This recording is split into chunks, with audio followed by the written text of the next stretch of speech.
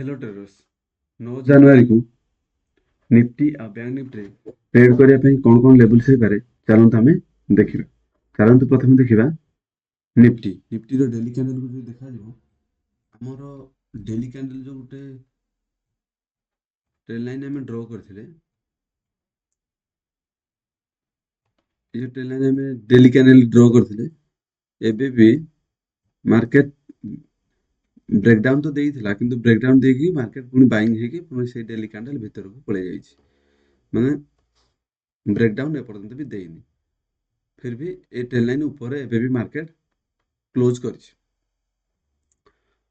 तो ଚାଲନ୍ତୁ ଦେଖିବା 15 ମିନିଟ୍ ଟାଇମ୍ ଫ୍ରେମ୍ରେ ଆମ ପାଇଁ କ'ଣ କ'ଣ ଲେଭେଲ୍ସ ହେଇପାରେ। ଯଦି 15 ମିନିଟ୍ ଟାଇମ୍ ଫ୍ରେମ୍ରେ ଆମେ ଦେଖିବା, ଯଦି ମାର୍କେଟ এই ଏରିଆରେ ଓପନ୍ ହେଉଛି ତାହେଲେ ଆମ ପାଇଁ ନେକ୍ସଟ ରେଜିଷ୍ଟାନ୍ସ ଭଳିଆ କାମ କରିବ 23,800 ଏକ ରାଉଣ୍ଡ ଲେବୁଲ୍। ଯଦି এই ଏରିଆରେ ଓପନ୍ ହେଉଛି 23 এই ଟ୍ରେଣ୍ଡ ଲାଇନ୍କୁ ସେ ବ୍ରେକଆଉଟ୍ ଦେଇଦେବ 23,800ରୁ, ଆଉ ଏଇ ଯେଉଁ ଟ୍ରେଣ୍ଡ ଲାଇନ୍ ୟାରି ଭିତରେ ମାର୍କେଟ ସପୋର୍ଟ ରେଜିଷ୍ଟାନ୍ସ ନେଇକି ମାର୍କେଟ ମୁଭ୍ କରିବ। ଯଦି ମାର୍କେଟ এই ଏରିଆରେ ଓପନ୍ ହେଉଛି ତାହେଲେ ସେଲରର ଏରିଆ ରହିଯିବ। ଉପରେ ଆସିଥିବା ଟ୍ରେଣ୍ଡ ଲାଇନ୍ ସେଲିଂ ଏରିଆ, ଆଉ ये जो रेजिस्टेंस अच्छी 23,800 सी भी गोटे स्ट्रॉन्ग सेलिंग ପାଇଁ रेजिस्टेंस अच्छी, तो सेलिंग एरिया रे रही जिवे।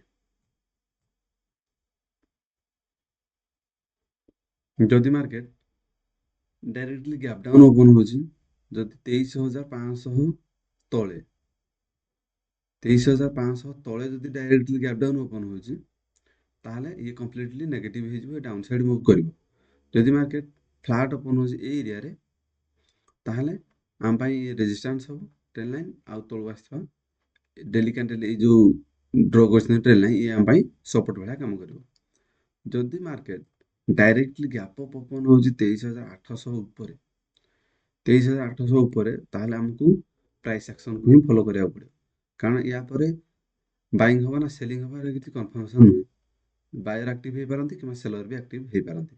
चलंतु देखिबा 15 मिनिट टाइम। चलन देखिबा बैंक निफ्टी डेली कैंडल को जे देखिबा 50,000 एक राउंड लेवल जो थिला तांको मार्केट डाउन साइड को ब्रेक डाउन दे देछि। बाइंग हेले भी 50,000 तळे ऑलरेडी क्लोज देछि। ये नेगेटिव साइड ही देखा जाउछि। फ्लैट ओपन होछि कि जहा ले भी ये नेगेटिव प्राय देखा जाउछि। चलन देखिबा 15 मिनिट टाइम फ्रेम रे हम कोन लेवल से पारे। 15 मिनिट टाइम फ्रेम देखली ये एक चैनल फॉर्मेशन कर देछि। ऊपर गुटे ट्रेंड लाइन आछि, तळु गुटे ट्रेंड लाइन आछि। ए चैनल भीतर मार्केट केबेटा जनवरी 1 रु आज पर्यंत 8 दिन हेलानी मार्केट ए चैनल भीतर घुरी बुलिछि। जदि मार्केट